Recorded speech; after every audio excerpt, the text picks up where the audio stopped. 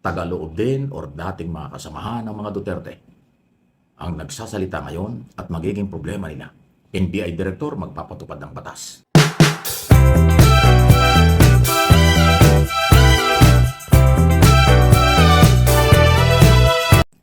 Pakinggan po ninyo itong sinasabi ni Director Melvin Matibag ng National Bureau of Investigation. Trabaho niya ito, pero iba ang dating. At ito ang kailangan ng mga Pilipino.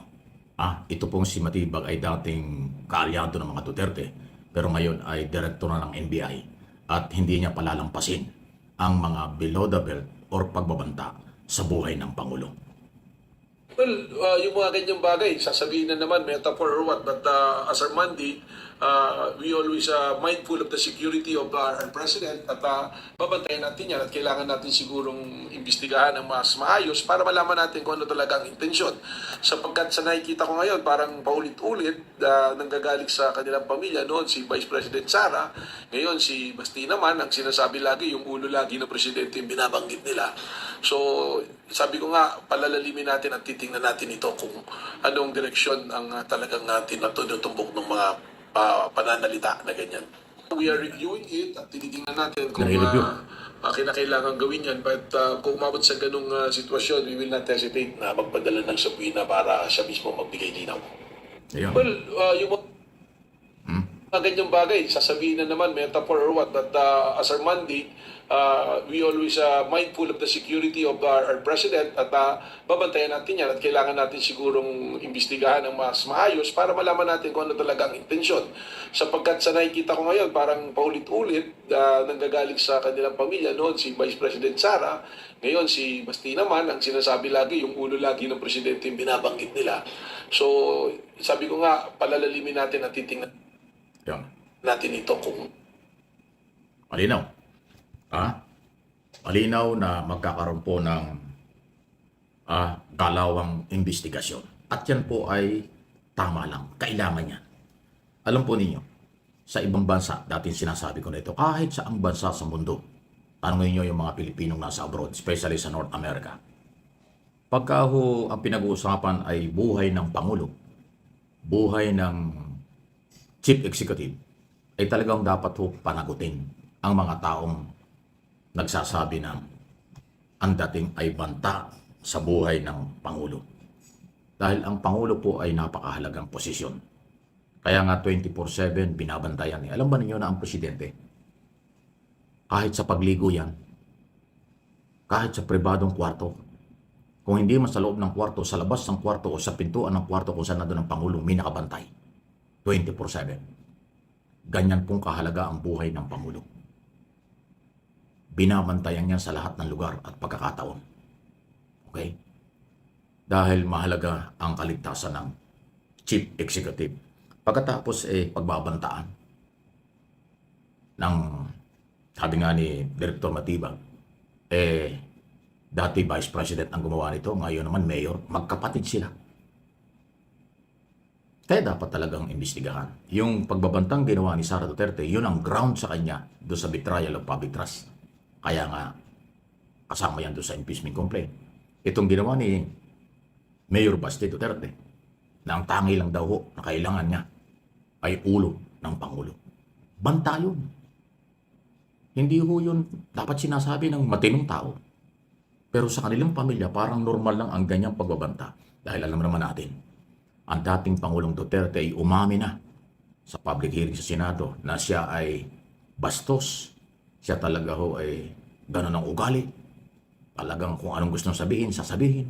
Parang hindi Pangulo noong mga panahon yun. Ilalo na ngayon. So namana ng pamilya. At yan ay may pananagutan. Dahil ang banta ay krimen. Ang banta ay labag sa batas.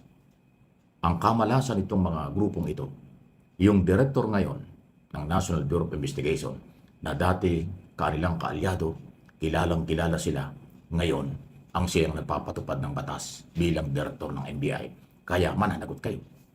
Si Director Matibag ay dating Cabinet Secretary ni Digong Duterte. Dating Secretary General ng PDP Laban o PDP na kailang partido. So talagang tagaloob yan.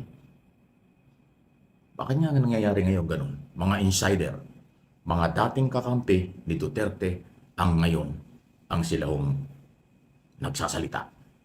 NBI Director, di ba? Matiba.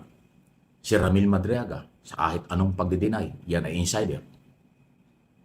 Kaya, tagaloob din or dating mga kasamahan ng mga Duterte ang nagsasalita ngayon at magiging problema nila.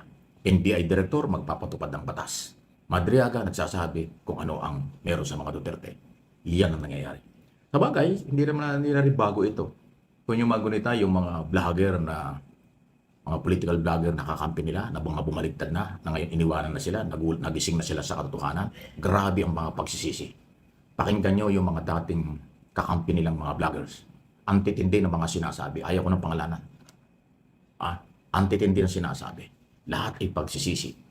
Lahat nagising sila na talagang masama at mali yung kanilang paniniwala nung sila'y kakampi pa ng mga Duterte.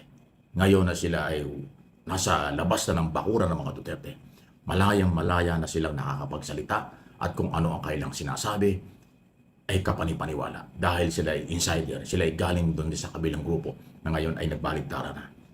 Pagkatapos, yung iba ay nasa sa gobyerno at nagpapatupad ng batas. Yan po ang nangyayari. So, sino may kasalanan niya? Hindi ako, hindi ang channel na ito. At yung mga nangyayari niyan ay magandang balita para sa lahat ng Pilipino naghahanap ng katotohanan at katarungan. Lumalabas yung kasabihan, ang illegal ay lalabas at lalabas ang katotohanan. At ang illegal ay hindi magtatagumpay kailanman. Yun. O magagalit na naman ang mga Duterte supporters dyan, pero hindi na ako apektado dyan kasi sanay na tayo dyan. Sila kaya galit kasi ayaw, hindi pabor sa kanila ang topic. Okay? Lagi kong sinasabi yun. Pero pag pinaboran nyo yung mga yan, tuwang-tuwa yung mga yan. Pero pagka nagpaliwanag ka ng totoo, tinatamaan sila, galit na galit sila. Ganun eh. Parang kulto, di ba mga kulto ganun? Pag sinabi ng kailang boss, itong gawin, doon na lang sila maniniwala. Wala nang ibang papaniwalaan. Kahit na illegal, kahit na delikadong buhay, gagawin nila. Kasi yun ang kanilang paniniwala. Pero kahit labag sa batas, gagawin. Yun yung delikado. Okay? So, anyway, yung paninindigan ngayon ng NBI na bagong direktor na si Atty. Matiba, na dati nilang kaalyado, ay tama lang. Iimbestigahan nila at hindi nila palalampasin ang lahat ng klaseng pagbabanta sa buhay ni Pangulong Marcos. Kahit sino pa yung mga nagbabantang yan, mananagot na kayo.